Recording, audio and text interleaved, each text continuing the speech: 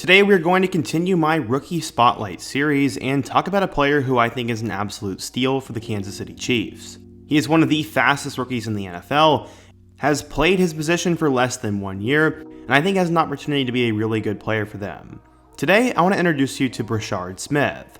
He went from a 4-star receiver back in high school to playing running back for 1 year and becoming one of the best in college football. He's now with Kansas City, and I think he's going to be great.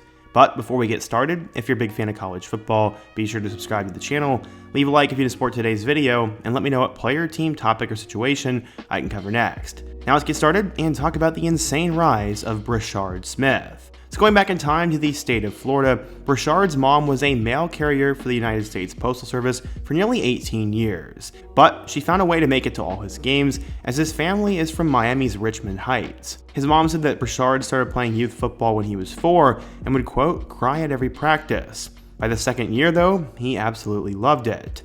Brashard had incredible speed when he was really young, as he was apparently so good that he won the 100-meter dash in the 2013 Junior Olympics, which would take place at North Carolina A&T University down in Greensboro, North Carolina. His mom said, quote, once he won the Junior Olympics, he didn't want to do track anymore. Then he was like, I'm only concentrating on football. From there, Brashard would work and would eventually arrive at a prestigious high school in the Miami area. Palmetto High School ended up having 5 really solid recruits, and they are nicknamed, obviously, the Palmetto 5. They became one of the most sought-after groups in the country, and Brashard Smith was one of them. After becoming a star early on in high school, he would make a decision pretty early on, as the 5'8" receiver/running back decided to commit to Florida over Boston College and Cincinnati. He said he wanted to see the field early, and he also wanted to feel it with the coaches and to be taken care of. That's apparently what he felt from Florida. But after a really solid season, Smith received offers from numerous big-time schools throughout the country, including Alabama, LSU, Penn State, and Tennessee. He ended up becoming the centerpiece of the Panthers' offense, as after winning 10 games in Class 8A, he caught 36 passes for 628 yards and 13 touchdowns, and also would have a kick return touchdown. He also filled in wherever his team needed him, as he helped the Panthers to a 2021 Class 8A semifinal as a quarterback when their starting guy got injured. He was named the Miami-Dade County Offensive Player of the Year for that season, and this guy was really solid. But due to his offer sheet blowing up, he would decide to make a change. While the Gators apparently called his phone and his mom each and every day, they would end up losing him as he would decommit, but said he would still consider them. He would then eventually decide to commit to Miami, picking them over Alabama, Auburn, Tennessee, Oregon, and a list of 30 total offers. At the time, Miami had landed their second member of the Palmetto 5, as they also got Savion Collins, and this was a huge deal.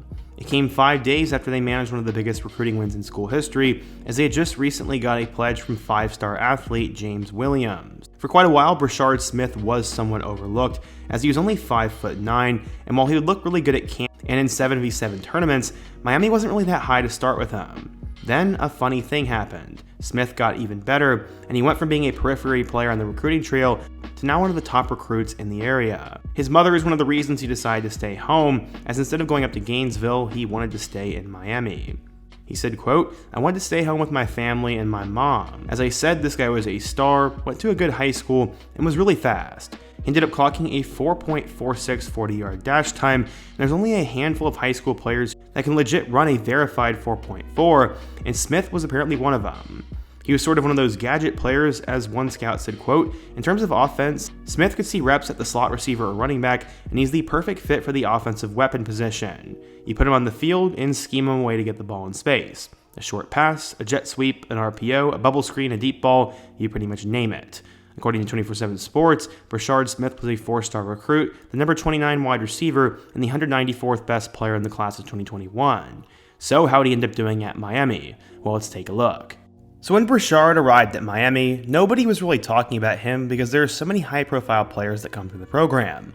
But he'd end up actually making an impact early on, as he would become a solid role player for them back in 2021. He caught 14 passes for 199 yards and 2 touchdowns, and also ran for 23 yards. On top of that, he was a really solid return man, and just really showed his athleticism on special teams. In 2022, he'd take the next step as he increased his numbers to 33 catches for 308 yards, but also unfortunately failed to catch a touchdown. His best season at Miami would end up coming in 2023, as this time he ran for over 130 yards on the ground with a touchdown, but had 22 catches for 263 yards and 2 touchdowns as a wide receiver. Miami ended up having a very interesting 2023 season and a couple of really stupid losses. In total at Miami, he had 69 catches for 770 yards and 4 touchdowns, and over 39 kick returns, he averaged 25 yards a return. He became one of the best in the country in terms of that, and he would decide to make a switch for his final year of college football. His receivers coach his freshman year was Rhett Lashley, and he had now become the head coach at SMU, and persuaded Smith after he entered the portal that he could have a big senior season with the Mustangs, but he'd have to move to running back. Smith said it was extremely different, and at first the Mustangs didn't need another running back. They already returned Jalen Knighton, LJ Johnson, and former 5-star Kamar Wheaton, but they decided to take him anyways. Wheaton ended up suffering a season-ending injury in camp, Jalen Knighton also battled injury, and all of a sudden, Brashard Smith's position change became super important. What's interesting is Rhett Lashley said, quote, "I was watching the Kansas City Chiefs play in the middle of the year last year, and Isaiah Pacheco was running, and I said that's Brashard Smith. And at that point, I was like, could Brashard do it well? Well, he's only 10 pounds lighter than him. When he decided to transfer and wanted to come here, we didn't really have a need at the slot, but we just said, he's just too explosive, let's see if he can play running back."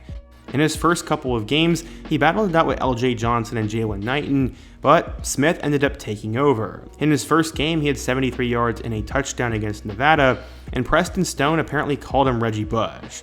I don't know if I'd go that far. In his second game at running back, he ended up running for a career-high 108 yards on 9 carries, and also had 2 touchdowns. Brashard was off to a really solid start back in 2024, and he would continue to elevate his play. He had 75 yards in a loss to BYU, and then had his best game of the season against their arch-rival TCU. He ran the ball 18 times for 127 yards and 3 touchdowns, and also would catch a pass out of the backfield.